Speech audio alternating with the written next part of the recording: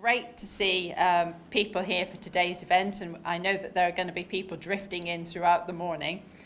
And it's especially good to see a real mixture of individuals here. So we have people from outside of the university, and we're always very pleased to welcome people into the university, attending to hear more about the business school's research and the opportunities available to become part of that research.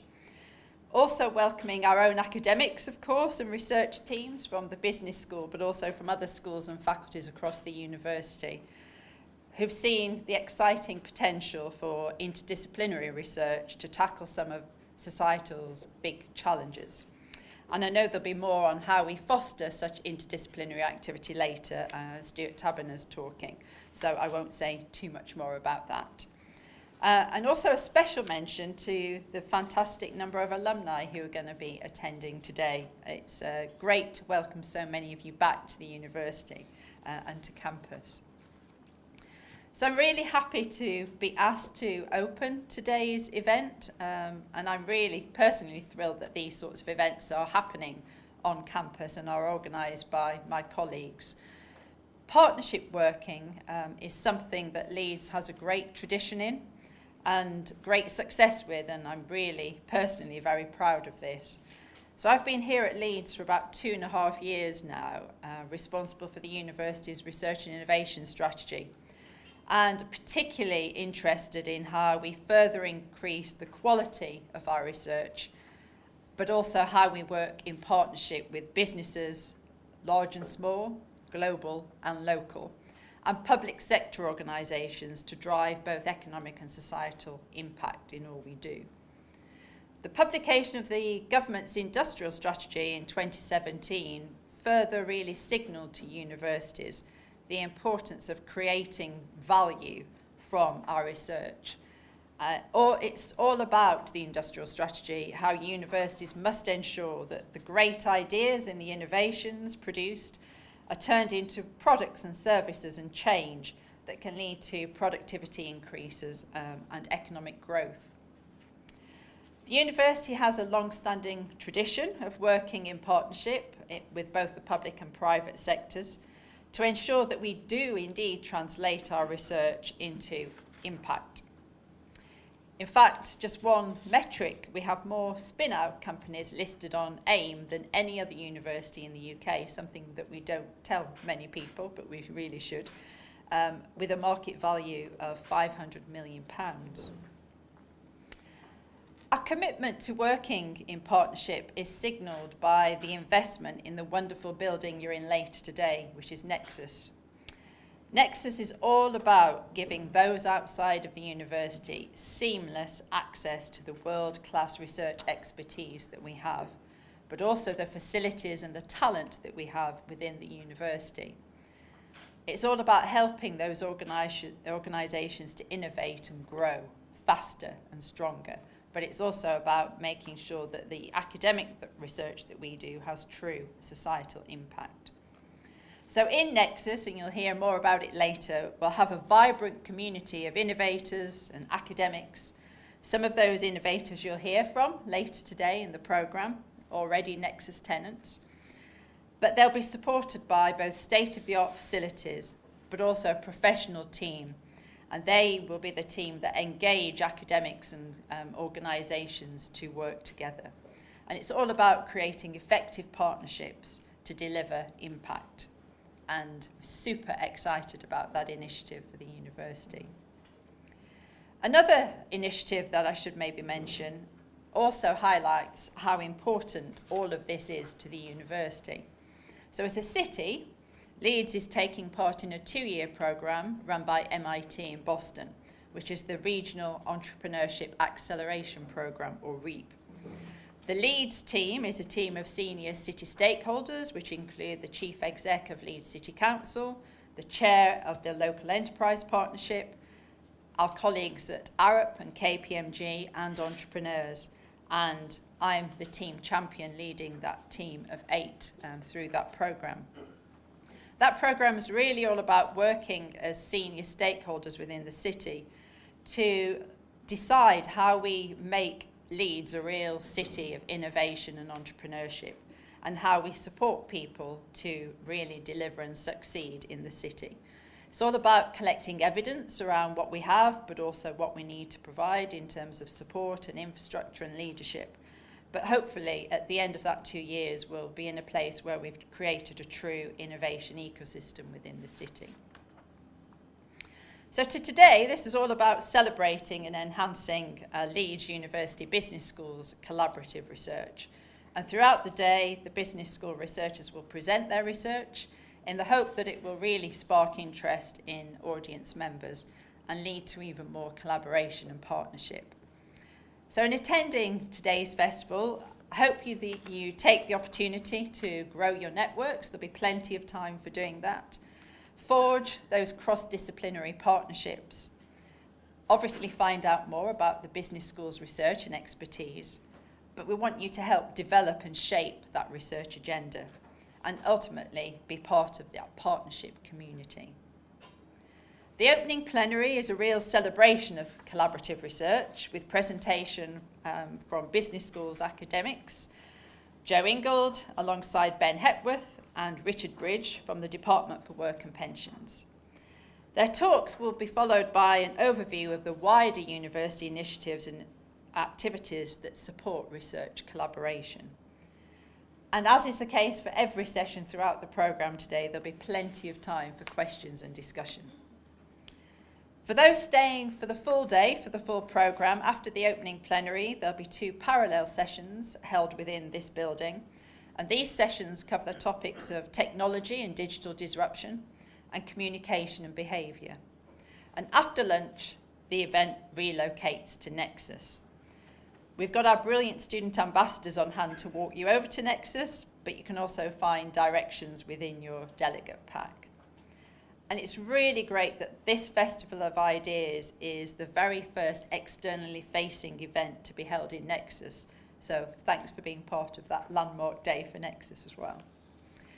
The afternoon in Nexus will begin with sessions looking at the human side to technological innovation and finance at a global and local scale. And there'll be a closing plenary facilitated by Martin Stowe, who is the Nexus director. So the festival, like all good festivals, will close with a wine reception in the atrium of Nexus. And obviously, please do stay and have that time for networking with people that you've met and heard throughout the day. All that's left for me to say is that I really hope you enjoy your time at this Festival of Ideas.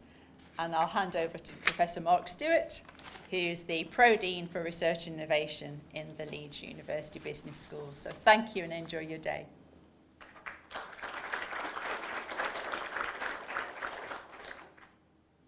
Okay, thanks, Lisa. I don't think there's really much more for me to say, actually. I was going to talk you through the programme.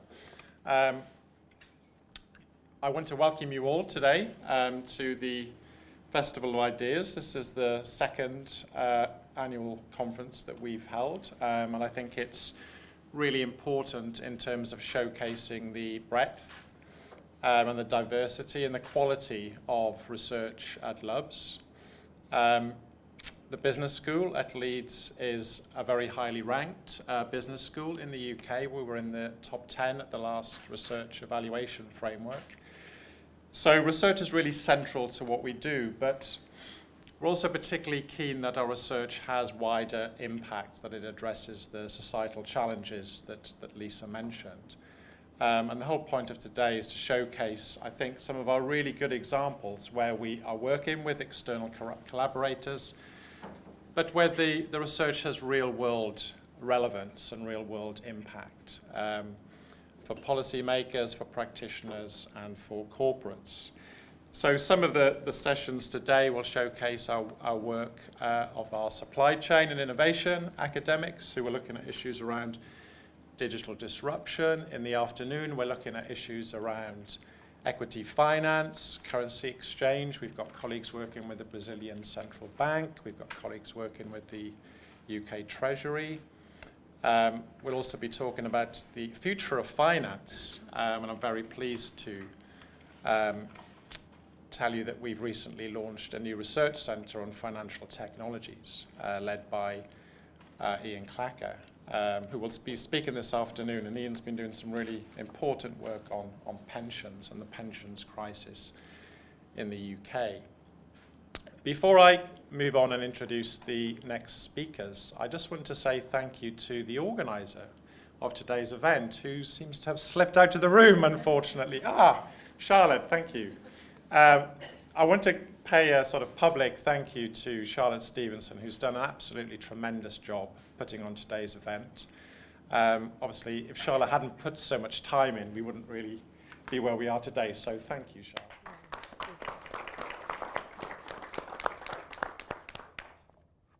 So I just want to introduce the next speakers. And Joe Ingold, who's a colleague here in Lubs, has been doing some tremendous work with the Department for Work and Pensions. Joe's been looking at issues of labour market activation and issues around how you get people out of work into work for many, many years now. But this is really starting to bear fruit with a burgeoning relationship with the Department for Work and Pensions. So in terms of the aim of today, this is particularly going to look at how this collaboration is developing and how we look to develop collaborative relations with policymakers. So Joe, maybe if you and your colleagues come forward, and I think Joe's going to oversee the rest of the session. But Joe Ingold's going to, I think, kick off the presentation of this session. And then we're going to hear from Ben Hepworth and Richard Bridge from the Department for Work and Pensions. So over to you. Wonderful. Thanks, Mark. Thank you for taking time out of your busy days to be with us this morning. And I hope that it will be a very fruitful session for you. We've got some slides that are maybe a bit different to. We're trying something a bit different today to talk in a kind of human way about our. Getting some feedback here about our collaboration, and then we really want to leave a lot of time for questions and discussion as well, in terms of thinking about how you might be thinking about collaborating with us in the business school, or sort of thinking about reflections on your collaborations that you've had already here or elsewhere. So we're really looking forward to having quite a fruitful discussion. But I'll hand over to my colleague Ben Hepworth at this point, and I've got Richard Bridge on this side as well, and I'll let them introduce themselves, and then Ben's going to talk us through the thoughts behind this presentation. Thanks, Joe. I've never worn a microphone before, and I've got two on now, so it's a bit odd. But yeah, as Joe said, we're going to sort of tell you about what we've been doing in terms of collaborating, but that'll come at the very end, because that's more just sort of for information. The point of the next sort of 30 minutes is we're going to try and unpick how we got to that point, either consciously or unconsciously, by sort of looking back and reflecting on decisions we've made in isolation, but how they've sort of come together over the courses of our careers, our lives, to end up at the point where we're now sort of collaborating together, and how that came about. So, as Joe said, there are some slides and there's a structure to what we'll say, but we've not really sort of planned what we're going to say. So it's more, we kind of have planned, but it's more, we're trying to keep it more like a conversation than a presentation. So in the spirit of the sort of festival of ideas, this is an idea, not like a polished thing. And we thought if we sat down rather than stood up, that would kind of keep it a bit more like a two-way thing with you, rather than us just standing and telling you about that from the front. So I guess if we move on, the story I guess starts in 1985, when I wasn't around. So I shall hand over to Richard to kick us off in 1985. So yeah, if I feel slightly irked that I'm Ben's not even alive in 1985. I'm at the University of Southampton. I'm just about to embark on a law degree. I sort of looking back at that time, I kind of think to myself, my life was fairly clearly mapped out in my own mind. I was going to go to the university, go to law school, and then I'd become a lawyer. As for collaboration, I don't think I'd even thought about what that even meant at that stage of my life. So I'll pass you across to Joe. Yeah, and there was I at primary school in Beverley in East Yorkshire where I grew up, probably liking Wham and rah-rah skirts and things, and very much a kind of shrinking violet, tiny child who probably didn't collaborate with many of the other kids at school, let alone anybody else. And then we've got the next slide, which is where Ben comes into the world. Probably not very collaboratively, because I think my mum had a 21-hour labour, so skip over that. And then I was at high school in Beverley. I think, yeah, again, it was a really rough school, to be honest, and I used to just hide away and read in the classrooms to try and keep away from the fights and just be bookish and geeky, and nobody really talked to me. So it's very different to how I appear before you today, fortunately, hopefully. And Richard, what were you doing? By 1988, I had my life plan had gone completely off track. I'd left Southampton fairly quickly after about 6 months. I'd gone to live in London. I'd got married. I'd had a child, so my youngest one was 1 year old at that stage, and I'd moved out of London to move up to York, and I'd just got a job at a car auction in Leeds, and I suppose the extent of my collaboration was that I was working across 2 different sites, so I was working in Newcastle and Leeds, and I was trying to bring the 2 together, but I think that's a fairly tenuous collaborative link, if that makes sense. And then we move on, and Ben, you were at high school. So I guess kind of like Joe had said, I wasn't in the popular group, but I wasn't in the sort of bullied group. I kind of just stayed in the middle, did what I did with who I needed to do to just kind of get by, and just sort of, skipped over school fairly quickly, really, and looked forward to the next stage of my life without really any sort of plan, I guess. And meanwhile, I did social policy at Bristol. I just graduated in '99. I was the first person in my family to go to university. Some of my family still don't speak to me because I went to university because it wasn't the thing to do, but I went off and did it, never went back to my hometown essentially, and was thinking about what's the next thing to do. I was keen to get out there, pay off my student debts at that point, so then ended up working for district audits, and then went on to work for Brooke, the young people's charity in Manchester, doing outreach work, teaching sex and relationship education, including to guys and young women in prisons. So, and I kind of felt at that point I developed kind of a not a split personality as such, but I kind of had this, I was still not a very confident person, but I could kind of discovered this persona that I essentially had to be when I was going into those really quite challenging situations, and then I could kind of retreat from them. So it definitely, there was a bit of collaboration. It was an exciting time. There was the time of the health action zones. There were a lot of pioneering things going on in Manchester at the time. So there was kind of, a lot going on in terms of teenage pregnancy reduction. So yes, some of my collaborative journey, I think, really started at that point, I guess. And I'd also just finished being vice president of the Students' Union in Bristol at that point. So that was another story. So by 1999, I was still at motor auctions in Leeds, sort of medium-sized car auction. I'd been appointed finance director.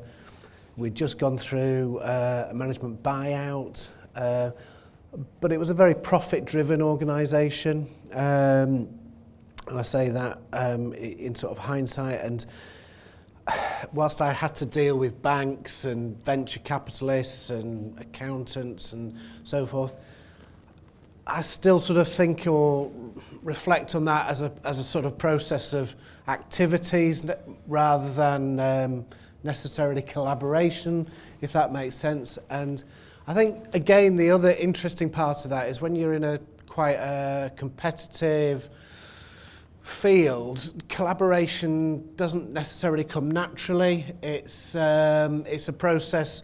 So yeah, I mean, I suppose twice a year we got together with other car auction operators at something called the Society of Motor Auctions, and we would talk about, I suppose, common industry standards, but again, sort of with the competitive advantage thing, you would always keep your own ways of doing things quite close to your chest, which is kind of quite different to how I think we now operate, or I now operate in the field that I now operate. And then on to 2006. So then something interesting happened. So I'd finished school, finished A-levels, and then it was around the time that student finance had sort of been changed, and a lot more people got the chance to go to university, and I don't think I'd have got the chance to go to university if that hadn't have been the case, and I chose to come to Leeds, which was good. So I picked maths because I didn't really know what I wanted to do, and all my friends were going to university, so I just picked the thing I enjoyed the most and that I was sort of above average at. Figuring maths is general enough and can be applied to sort of most situations that it's probably a useful degree to do. So I set off doing that on a 3-year course, and I made some of the best friends I've ever made in my entire life that I'm still friends with now. I decided I'd quite like to stay another year. So after the deadline at which you're allowed to decide you want to opt on to the Masters, I went and begged the head of school and said, please let me stay on for another year, don't make me reapply, and somehow they let me do that. So I did another year with my friends who had also decided they were going to do that, and it was just a really nice working environment with people you're really good friends with, you've moved to a city and got to know, and you can work together on your work, and sort of that mixture of independent thinking but then sort of group application it was a real environment that I really thrived in. So I learnt a lot about maths and also about myself and about how well environments I work well in and how I don't prefer learning. So it's just generally a very positive 4 years, which is probably nice to hear because I'm University of Leeds and back here, so I guess that's a good tick there. And I guess this is the slide where we sort of first encounter the two institutions that the three of us represent. So I'm here at the University of Leeds, meanwhile Joe is at the Department for Work and Pensions. Yeah, I joined the Department for Work and Pensions as when it was the Employment Service actually in 2001 before the rollout of Job Centre Plus, and then I worked there for a few years, and then as a researcher, which Ben and Richard are as well, and I was part of quite a huge growing analytical community, which I think has really, as Mark said, it's really informed my work because having that policy and evidence into policy background has really informed so much of what I do. So the impact agenda is really, really powerful for me because it allows me to really, well, I'm going to talk a bit later about the resources within the business school and more widely, but particularly within the business school to support this work. But this experience really brought home to me the importance of data into policy. Whether it's taken into policy making or not is another matter. And then I moved on to the Department for Education and Skills to do policy and worked in learning and development. So then it starts to kind of, when I look back on my career, it sort of looks like it was very well planned, but actually it wasn't to where I've got today. It's quite serendipitous in some ways, but those contacts that I made way back over 15 years ago, I'm still in touch with today, and we're going to talk a bit about that shortly as well. So at this stage, I had just left the car auctions. I'd worked there for about 17 years. I just kind of had enough of just being in a sort of quite profit-driven organisation that felt a little bit samey. And I wanted to change entirely.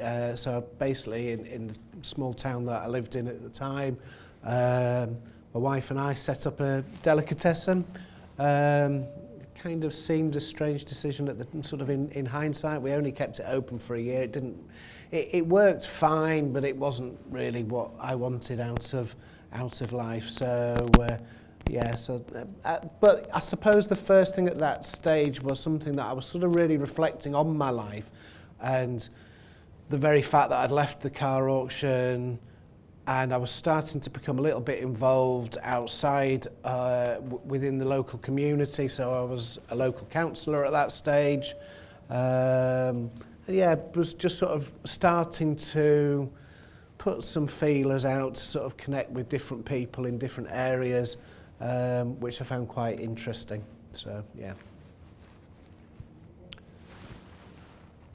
So at this point, it's kind of, I'd come to the end of my 4 years of studying maths, and I, as with a number of friends, sort of gone on to get graduate jobs. So I got a graduate job at KPMG, a big accountancy firm, and I just got back off holiday, and I was walking back from the train station via the university, and I bumped into an old colleague, and he said, "Oh, what are you doing now?" And I explained what I was doing, and he said, "Oh, we've got some funding available if you want to do a PhD." And I said, no thanks. I've got an accountancy job now. I'm gonna see how that pans out. And I got home after my little walk pack with my backpack on, and there was a letter there saying, "Oh, please make an appointment with the KPMG personal stylist who can advise you on what you need to wear, what's business appropriate attire." And I thought, wow, if they want to decide how I dress, then I don't quite think I'm on the same level as this firm that I'm working for. So I quit that day. With no plan whatsoever, and then remembered I'd bumped into my old colleague who said there's this money available. So the day after, I went into the university and said, "Oh, that money, I'll take you up on it. I'll do the PhD." And that was about as much thought as I gave to doing a PhD. But I was kind of sold on the university. One of my friends was doing it, and I liked maths even more after 4 years, and I definitely didn't want to be an accountant anymore. So I said yes, and so began another 4 years at the University of Leeds. And you could probably guess from the amount of thought I put into doing it, didn't actually like the PhD. Didn't really like the ways of working. I found it very sort of tunnel visioned. It was sort of, you're very much in your own track, doing your own thing, accountable mainly to yourself, which is quite scary actually, because then it's your fault if anything goes wrong. And anyone that's done research knows that it goes wrong probably every other week. So you're constantly getting to a brick wall. You get over the brick wall, and then there's another brick wall. So I think if I had thought about it more, I probably could have enjoyed it more. And looking back, I now know how I could enjoy a PhD, which makes me think I want to do another one, but I probably don't want to do that. But I did learn a lot more about how I do learn best and how I best interact with others. And primarily that is around interacting with others, not just with your 2 supervisors on a Tuesday afternoon in a cupboard over in EC Stoner. And then that was sort of the primary reason for me making the next decision, which we'll go into in a second. But for now, I'll hand over to Jo. Yeah, so I was just finishing my PhD at Sheffield, which just so happened to be a collaborative PhD in partnership with the Department for Work and Pensions, but it was nothing to do with Ben or Richard. I didn't know them at the time, obviously, and it partly linked with. It wasn't totally to do with me having previously worked there. It was almost quite separate, but it kind of kept up that relationship, which is still of value to me. And at that point, yeah, it was a bad time, but the labour market was terrible for academic jobs, and generally, obviously, recession. So I was in Sheffield just looking for the next thing. So I wasn't even at Leeds at that point.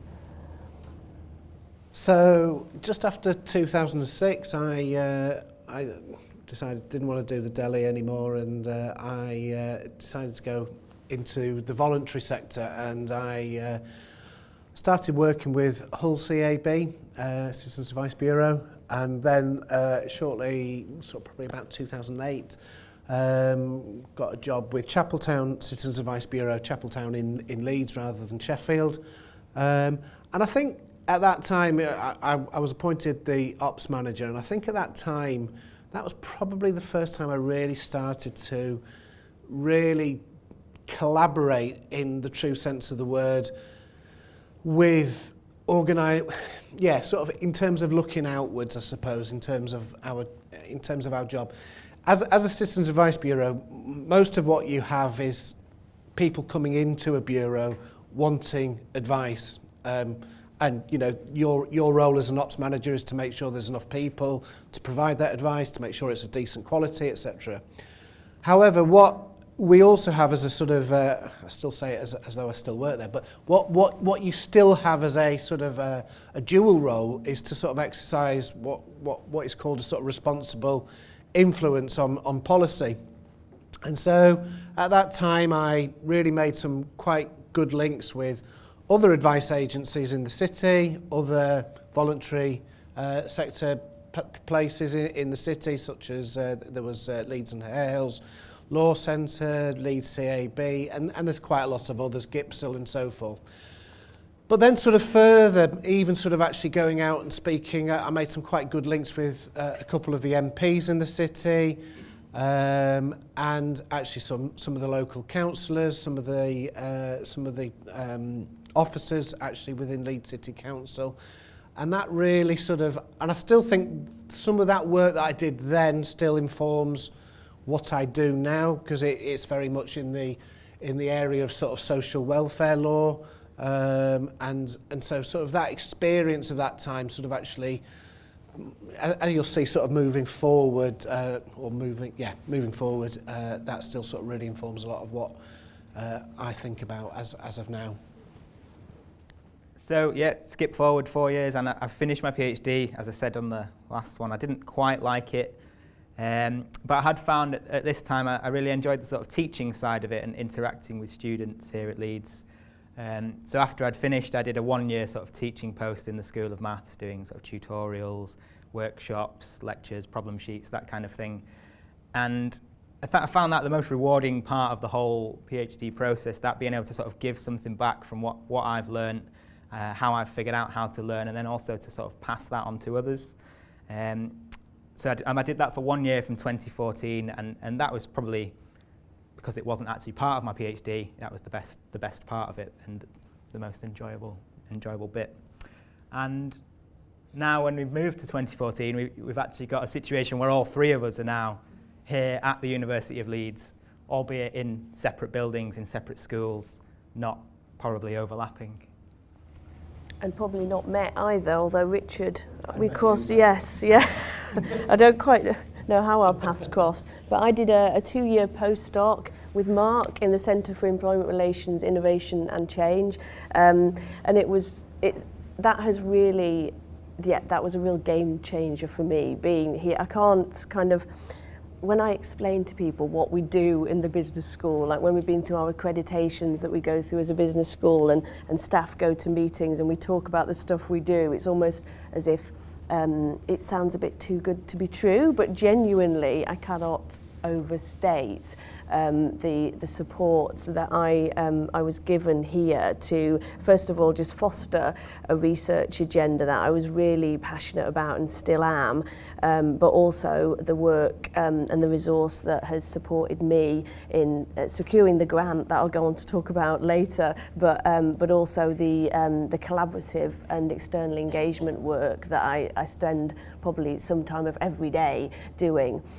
So my postdoc was about employer engagement in employability and skills programs, and I've been working on that for the last 7 or 8 years, and it's really relevant to what we're talking about today because there are some key messages that have come out of that which really speak to our collaboration in terms of thinking about having a single point of contact in big institutions or big organisations, so that people are not having to engage with multiple, or trying to find a door into an organisation essentially. So we'll talk a bit about that as well.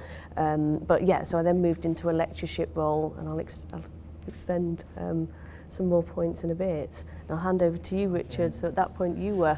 So by that time I had, 2011, I had decided, I suppose the interest in sort of social welfare had piqued an interest to say, why don't you go back to university? You didn't do it the first time, and go back as a mature student. And I went back as a mature student in the School of Sociology and Social Policy here at Leeds, and I have to say I found it really, it was just a sort of eye-opening. It was, for me, it was just a privilege to actually go back as a sort of mature student and have that opportunity to really sort of learn and meet different people from different backgrounds and different areas who had those sort of research, not just research, but policy skills as well. So I was doing a policy degree at that stage, so probably more focused on policy than research. And it was at that time, Joe probably can't remember, but I remember it was I think it was something that was actually provided by Nick Ellison, who was head of school at and I met Joe at that lecture. So yeah. So then skip forward 1 year, and I've finished doing my 1 year teaching post. Couldn't find another sort of teaching thing, and decided to do something slightly different. So one of my friends who I'd studied with had gone on to work in the civil service and said, "Oh, you might quite like it. It's a sort of nice working environment. You get to use your technical skills, and you're doing the public some good." So I thought that sounds like a good idea. I'll go and do that. So I joined what's called the Government Operational Research Service. So GORS, the acronym. So that was sort of born out of a lot of mathematicians, scientists after the Second World War, during the Second World War, using techniques from a broad range of disciplines to sort of solve problems that helped win the war. There's not really that many world wars going on now, but the sort of same techniques, the same problem-solving approach can be applied to many different areas, many different government departments, in particular the Department for Work and Pensions. So I joined the Operational Analysis Division, so that's a division of analysts that support the sort of frontline delivery of the welfare service in DWP. So they're running Job Centre Plus, the service centres where if someone rings up to make an inquiry, they get through to someone, and we were the analytical team that supported that. So that was incredibly eye-opening, sort of working to directly support the people, supporting some of the most vulnerable people in the country, and the actual calculations I was doing, the models I was building, having a direct impact on people's lives. So the sort of findings of the quite short-term analysis I was doing were then being implemented in management decisions that then I would like to hope were for the benefit of people who most needed it. I guess there are arguments for and against whether those decisions are for that purpose or not, but I won't go into that. But for me personally, it was a very sort of striking way to see how what used to be doing maths in a cupboard in EC Stoner could be transformed into doing maths using numbers to sort of, well, at least make me feel like I was making the world a better place, working with people from a similar background, people with similar skills, all sort of pulling together to do that in quite short, often unrealistic timescales, and just an entirely different way of working that I'd not encountered before. It was very refreshing. It was everything I'd kind of wanted since doing my PhD, and that was, it was really enjoyable sort of introduction to the civil service and DWP. Great. And then, so in that time, I got an ESRC research grant, so the largest social science funder in the UK. So I was fortunate to get some external funding to allow me to expand my employer engagement in employability and skills work, looking at the UK and Denmark. And a key part of that was from the start engaging with policymakers and engaging with people on the ground who are delivering these programs, which had kind of been prefigured a bit by the previous work I'd done, and came into actually what you were saying, Richard, about the commercial in confidence. When I was talking to providers, I came up against some of those issues in people who are delivering services on the ground, that they felt they didn't want to share their kind of trade secrets, but that wasn't what I was looking to do. And obviously working on the grounds of anonymity and confidentiality, so being careful about sensitive data, but trying to get the key messages about what actually works to engage businesses in employing or giving a chance to disadvantaged labour market groups. So that was really a key theme and a key part of what I did there, and what I'm still doing in terms of trying to get the findings out into the public domain, but also hopefully get them fed through into the policies that DWP are talking about and others as well. So, and that really, the contacts that I made, and I had an advisory board as well of key people in the UK and Denmark to sort of be critical friends to the research, but that has really been very important and continues to be really important. And one of the key things that has come out of the research is the importance of relationships, which is very critical to what we're talking about today. That the institutional structures are important, but what is really, really critical are the relationships that people develop in order to engage businesses, to give opportunities to disadvantaged job candidates. Richard. So by this time I'd completed my undergraduate, and I'd been fortunate enough to get an ESRC 1+3 award to do a Masters and PhD. So I did my social research methods Masters here at Leeds, and I think at the time I really sort of perhaps developed those relationships, developed those connections. I had done some work with a postdoctoral researcher here at Leeds on a couple of projects. But at the same time, I'd also kept working part-time within the Citizens Advice organisation, and so I sort of kept those links and relationships, which I'd also developed in York as well. And so I think it's that sort of, that started in my mind sort of, I suppose, those were the foundations and frameworks for perhaps what we'll see in a few moments in terms of some of the outcomes that we've come, because I was fascinated, and those relationships were just born out of interest, I suppose. And I think that's something that's really kind of quite important to bring out, is that those relationships were not necessarily born out of sort of, I think that in 3 or 4 years' time I will need that person. It was just literally, I'm just interested in that topic, I'm interested in that area, and so it was just exciting and interesting to do per se, rather than actually as a sort of instrumental process of sort of choosing and being tactical about the relationships you build. Not saying that there's anything particularly wrong with being tactical, but for me it really wasn't that. So then I spent 3 years in the role I described previously, and then I got a new job within DWP. So I went from a sort of very reactive, very short-term, immediate support role, as I said, in DWP operations, to a very sort of high-level, very strategic, very cross-cutting role, looking at how DWP uses evidence on a whole, how DWP evidence gets used and gets brought in from the external world, how we use PhD students, how we foster these sort of institutional links in order to enhance our own evidence generation, evidence usage capability. And I already knew Richard by this point. We'd go running most Tuesday mornings along the canal. But it was only by actually speaking to a friend in Sheffield, I actually found out that Richard was doing some activity that completely overlapped with what I was doing. So then I went and spoke to Richard, and the next time we went for a run about it. And then sort of found out what he was doing with the university, which we'll go on to speak about later.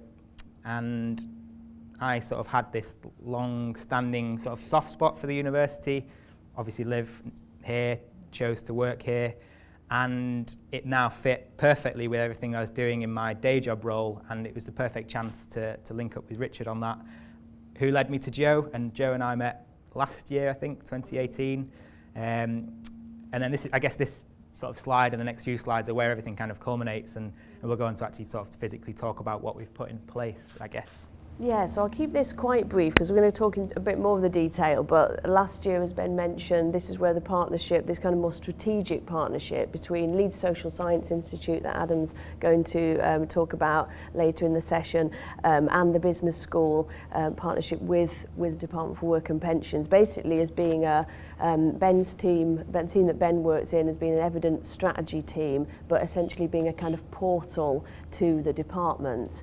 And likewise, my role in this relationship is kind of being a portal between the department and the business school, trying to not be a single point of contact, but a way of kind of so that colleagues can contact me, that people in the department can contact Ben, and then contact me particularly to find out who's working on this, who's doing work on disability, who's doing work on supply chains or whatever it might be.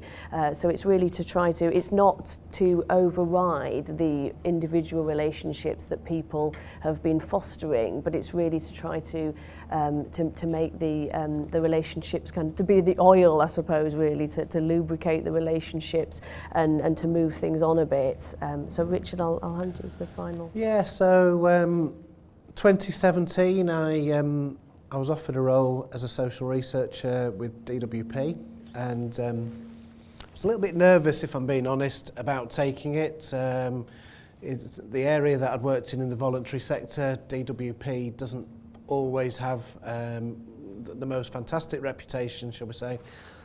So before I took it on, I rang Jo and I said, Jo, you've worked in DWP, is it a good place to go and work? And she reassured me that I wasn't going to be going into a really horrible organisation after all. So I chose to go, and I think fairly quickly after I started, one of the things I observed was that, and I think this can sometimes be kind of levelled, certainly in the previous organisations I'd worked in, is that many organisations can be quite inward facing, and I kind of also felt like DWP was a little bit like that on occasions, and I still had I still retained a huge interest in the areas that I'd just done, covered in my undergraduate and my master's. And so I came up to, in fact, I approached the School of Sociology to start with, and then they put me onto Leeds Social Sciences Institute. And so that was the very start, at the very, very beginning, I think it was towards the end of 2017, of what we're probably going to speak about in a moment. Yeah, so just to, Ben, do you want to just talk? Because the idea of today came from something that Ben and colleagues do in DWP as a kind of activity. Yeah, so we do these kind of career pathways things where you look back and reflect on sort of the decisions you've made and how that's impacted your life, career. Probably evident from everything I've said, I don't really have a plan. That my probably only plan is to not ever have a plan and just sort of bounce around and see what happens. But then I guess the point of today was to look back, and you can see there the instances in all three of our pasts where we've spent or are spending a significant period of our lives in the University of Leeds. And then on the next slide as well, we've got, I guess, that shared history and present where all three of us have been at the Department for Work and Pensions. And I guess from all three of us, none of us particularly decided that was where we wanted to end up in 2019 today, sat on these nice, colourful, comfy chairs talking about this.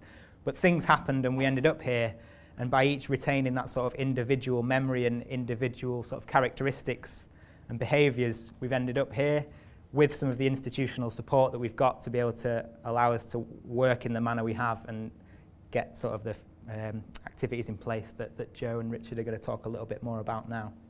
Yeah, so the final couple of slides are really trying to bring this together, saying why have we sat here telling you our stories. Hopefully that has come across, but the purpose of it has really been to illustrate, as Ben said, that it's not always incredibly planned that you do all this, and sometimes, and as Richard was saying, the relationships that you make or the contacts might not be immediately relevant or seem helpful, but then you might just bump into someone or remember a conversation you had. So Richard, would you like to just briefly talk about your seminar, your award-winning seminar series? So, as I said, back in towards the end of 2017, I went up to see Hannah, who's up there, at LSSI, and basically we just talked about the possibility of kind of fairly loosely about the idea of each other talking to each other, academics coming into the university. There was something similar that was already going on in our Sheffield office. I was really keen though at that stage not to do anything until I felt that there was a sufficient appetite. I was a little bit nervous, if I'm being honest, whether, and again this I think feeds into the idea of our organisations really outward looking. I kind of also was slightly worried that the academic community might be a little bit inward facing as well. And would they want to come down to DWP and talk and so forth and so on. So Hannah basically went away and sort of put some feelers out, and I was really keen not to do anything until I really felt that there was that appetite to do something, because I thought it would fail if we sort of tried to launch it too quickly. Anyway, to my surprise, and I think to my pleasure, we found that actually there really was a huge appetite for the academic community at Leeds to come down and talk to DWP. And I think from about the middle of last year, perhaps autumn of last year, we've had a monthly seminar where different academics come down to DWP and talk about their particular topic area, about methodologies, about particular techniques they may have used. And to start with, they were, well, even on the very first one, I think they were relatively popular, but so far they've just become more and more popular to the extent that a couple of months ago, Joe came down. We had a room of that had a sort of capacity of 50, but people were sat on the floor, people were stood at the back. It was absolutely ram-jammed. And so there's been a real sort of enthusiasm from within DWP to actually take on this thing. And what's more important, I suppose, is these were sort of opportunities for people within DWP as well to talk to each other, because sometimes we work in slight silos, and I guess probably the same happens in some of your organisations. So it was an opportunity for analysts to talk to policymakers, to talk to people in operations, to talk to academics. And I know that from probably 6 or 7 seminars that we've already had, there's been some work that's been taken out of the room and developed and so forth, which is really pleasing. So there has been some sort of quite tangible impact as well as sort of perhaps looser impact. We're moving it on, so the other aspect of it is that we're kind of now trying to do it the other way as well. So DWP will come up to the university and tell academics, students, postgrads about the work that we do. So there's a DWP day fixed for the end of June, which Ben has kindly offered to chair. And I think again we're going to try and get sort of a variety of topics and so forth on that. There's also an HR business partner event which Adam may speak about a little bit, and also Ben has been doing these areas of research interest workshops around the country, one of which was in Leeds in January, and that's really to support, we have DWP have what's called an areas of research interest. I'll let you maybe just talk a little bit about that, because that's your baby really. So as part of a wider government initiative, so all government departments are doing this at some point, putting out a statement of their research interests. So they're all up on gov.uk, you can search for them and find them. DWP published its inaugural Areas of Research Interest statement in 2018. And then off the back of that, we've done like a roadshow of full-day workshops at universities across the country.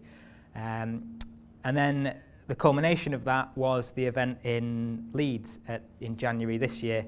And that was the biggest, most highly attended one we've done to date. So I think we had something about like 25 DWP staff and 25 academics. We had to get the biggest room they had available over in the union conference-y bit next door. And it was a really good opportunity for sort of all these people to come together in one room, hear about relevant academic research that was going on by Joe, others in the business school, that really speaks to those research interests that DWP has stated in its Areas of Research Interest document that we want to hear about in terms of informing our decision making, the generation of our policy. So yeah, it was just generally a really good initiative, and we're doing more of them throughout this year. And I think we're also going to look to return to the university to do kind of a follow-up event there, sort of building on some of the discussions that started taking place in the afternoon, the emerging potential collaboration, just to try and take things up to the next level in terms of co-producing ideas, like we're talking about today, co-producing work, research, opportunities for PhD students to spend time with us, or opportunities for our staff to spend time in universities, that kind of two-way model of secondments.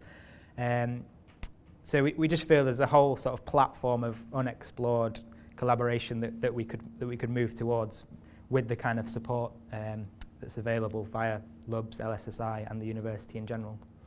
Thanks, Ben. Yeah, there's a lot happening really. The HR Business Partner event is actually an event that myself and a colleague are speaking at, which was a spin-off to, they said, we've heard about linking Leeds. This sounds great. And we also see that you teach human resource management. Would you like to come and talk about diversity in DWP and help us with our thinking around that? Tell us what you think about what we've got going on, how we can do things better. And yeah, so things are really taking off, I think, as Ben said, and it has been helped by not, Adam's going to talk about Leeds Social Science Institute shortly, but I just want to sort of point out here how this has all been really fostered as well by what's the resources and the support within the business school particularly, and what we do. So it's not just us that are collaborating, you'll be hearing later in the workshops as well and seeing the opportunity hopefully to collaborate further, but there's lots of research collaborations between academics here in the business school and industry, the public sector, the third sector as well. There's a lot going on, and as you wander around the building you'll be able to see posters and hopefully, and also on the website there's a lot of information, but today hopefully you'll get a real flavour of that. As I mentioned, we also have, as Lisa mentioned as well, and Mark mentioned, the impact agenda is huge for universities, and that has helped, well, many of us who are already really passionate, as we are in our research centre and the other research centres in the business school, passionate about getting research and good evidence to inform what businesses do, what policymakers do. But the impact agenda has really ramped that up at several levels, really, in terms of the resources that are available, and Adam's going to mention some of those. We have an Ideas in Practice seminar series, which is split across Leeds and London. So that's on our website, and if you'd like to join our mailing list for that, we'd be very happy to send you information, because they cover a wide range of topics, because the business school is incredibly interdisciplinary, and there's so much. Mark gave a flavour this morning of some of the new and kind of emerging priorities, and but there's a lot going on basically.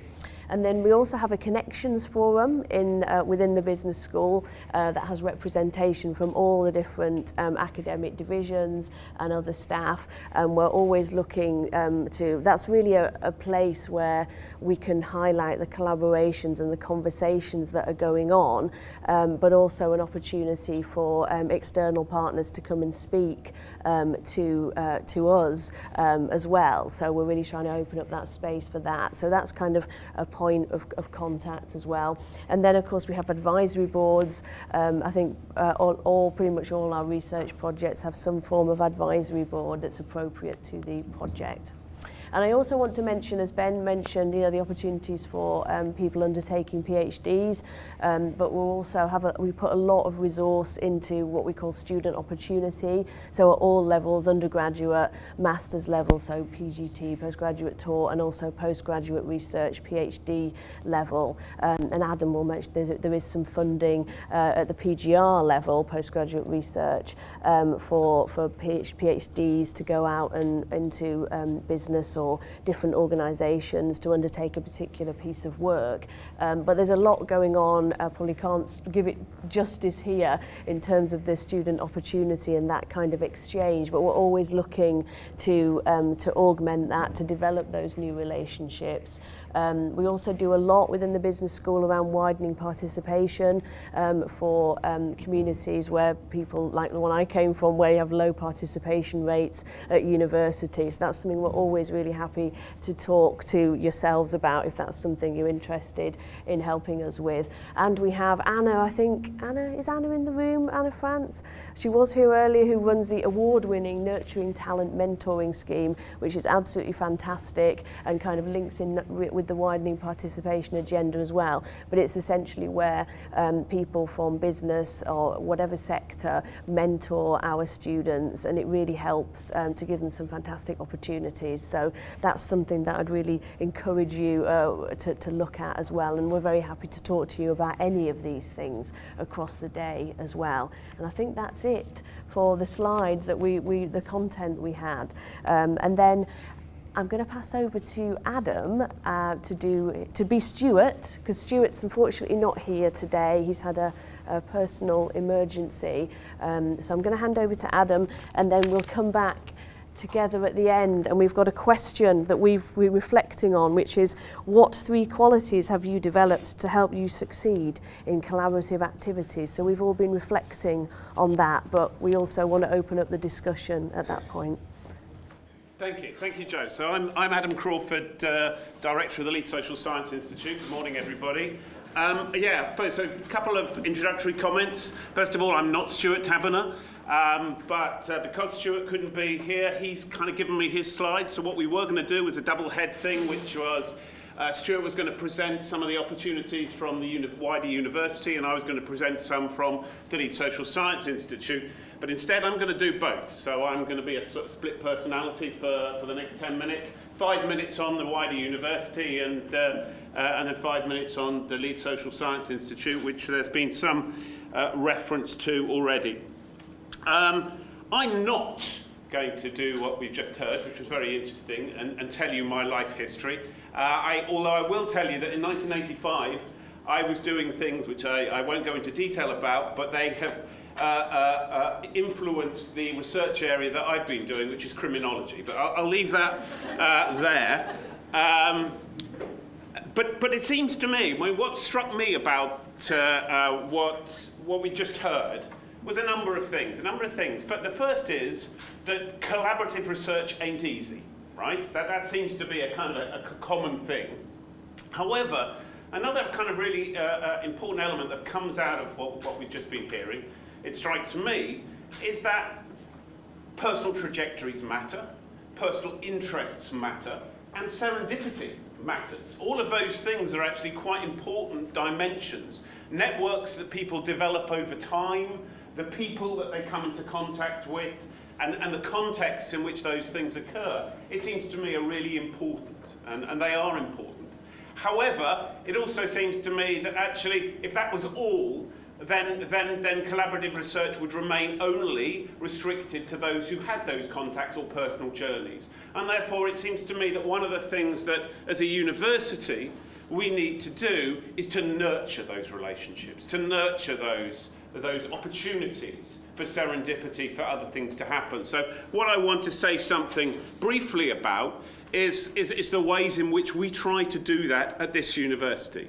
And so I'll begin from the context of the University of Leeds more broadly, and basically try and cover those 4 points. Why interdisciplinary research, the University of Leeds strategy, some examples, although I won't have time to go into those, and something about working in partnership. Why interdisciplinary research? It seems to me that there was a wonderful report published in 1982 by the OECD on universities and the role of universities in development. And they came up with this wonderfully pithy but incredibly accurate summary, which was, communities have problems, universities have departments.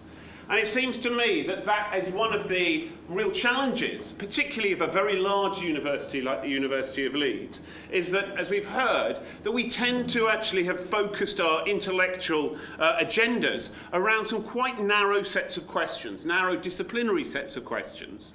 And yet, the real challenges, the real problems, the social problems, the global challenges don't restrict themselves to our disciplinary silos. They traverse them, and they require that we bring people together. And I've actually been at this university, so here's a bit of a personal trajectory, for 26 years now, and there are still parts of this university that I'm still finding out about. And that a big university like this, with the kind of the breadth of its disciplinary coverage, has two elements to it.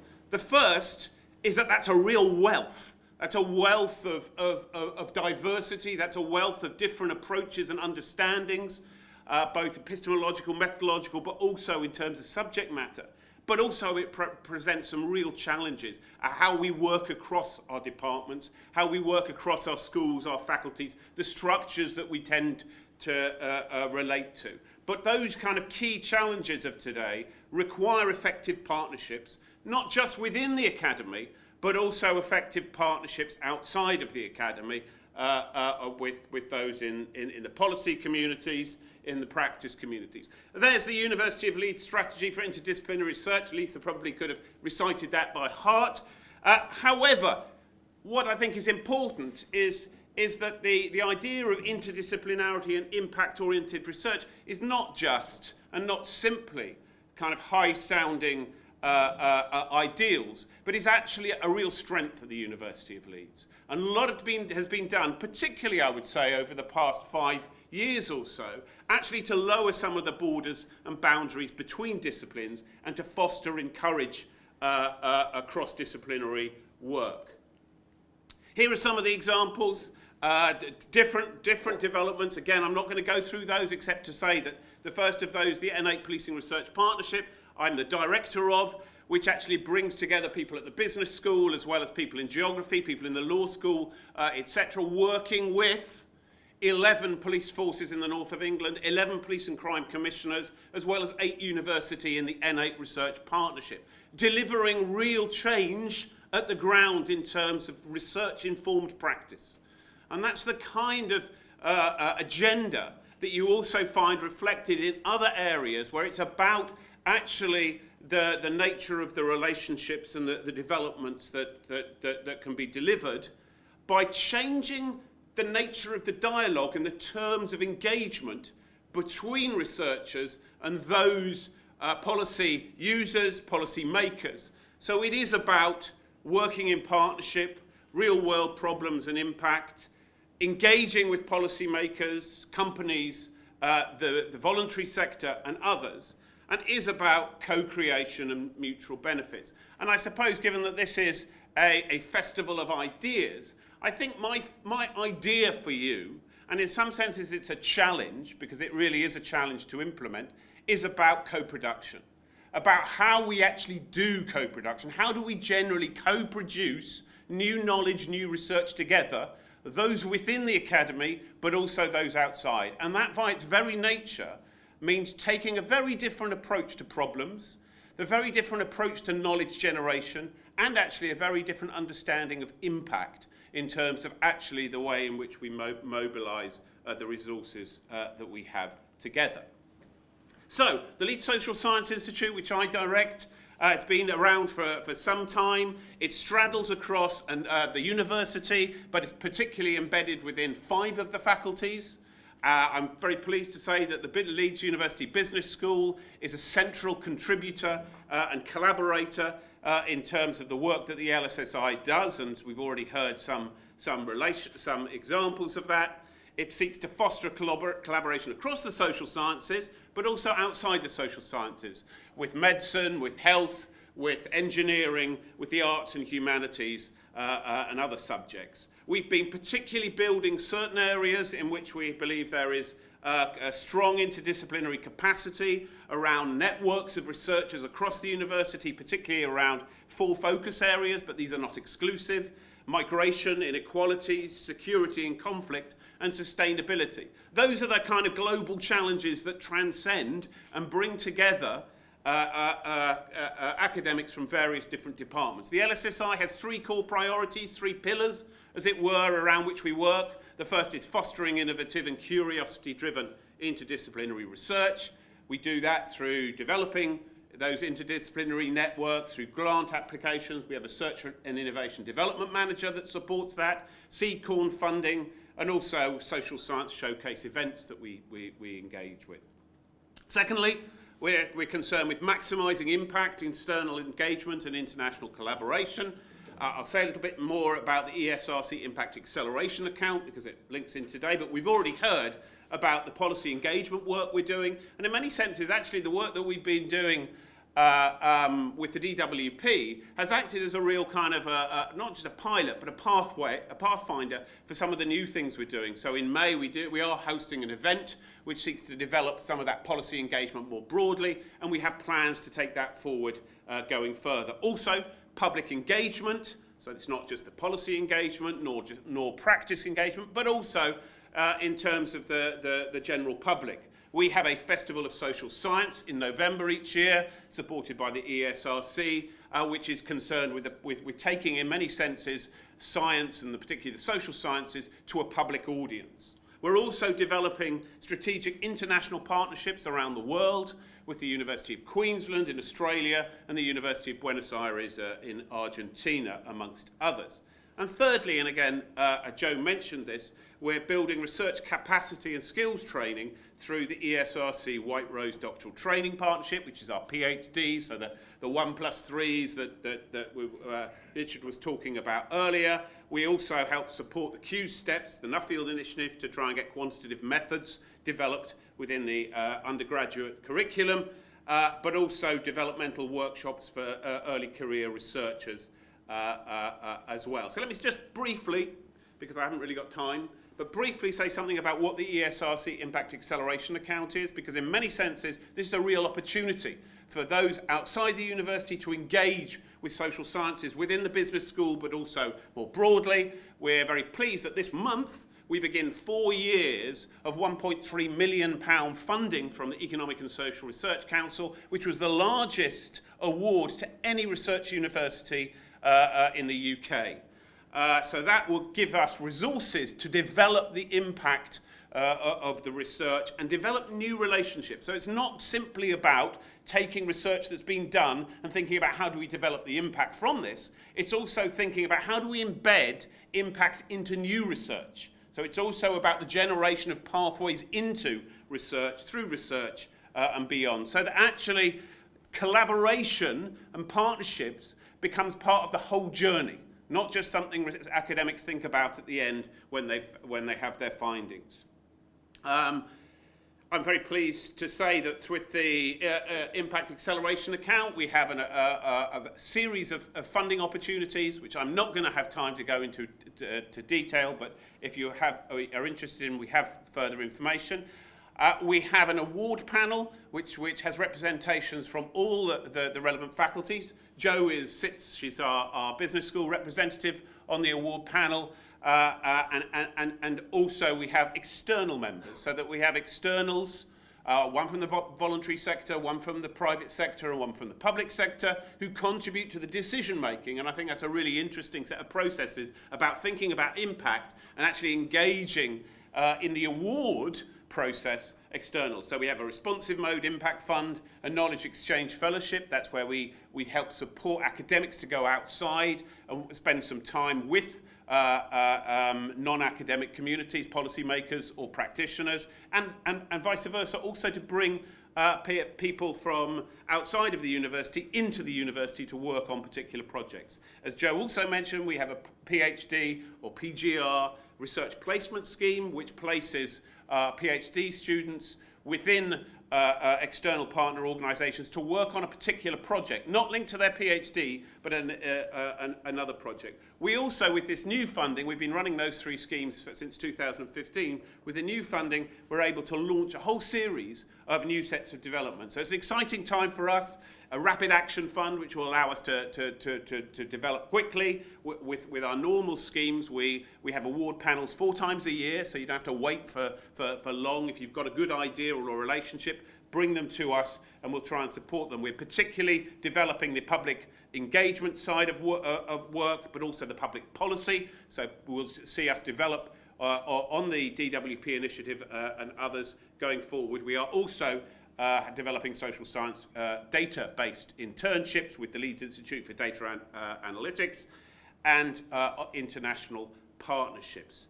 That was my whistle-top tour through both the university and the Leeds Social Science Institute. I will just conclude this. If you want to find out any more information, Over there, and I won't ask them to stand up, you might be able to identify them from the picture there, which is why I put the picture up, is the LSSI team. Please do contact us. Any interest in developing anything through the Impact Acceleration account, please do contact Hannah, who is sitting at the end waving. That's from me. Thank you.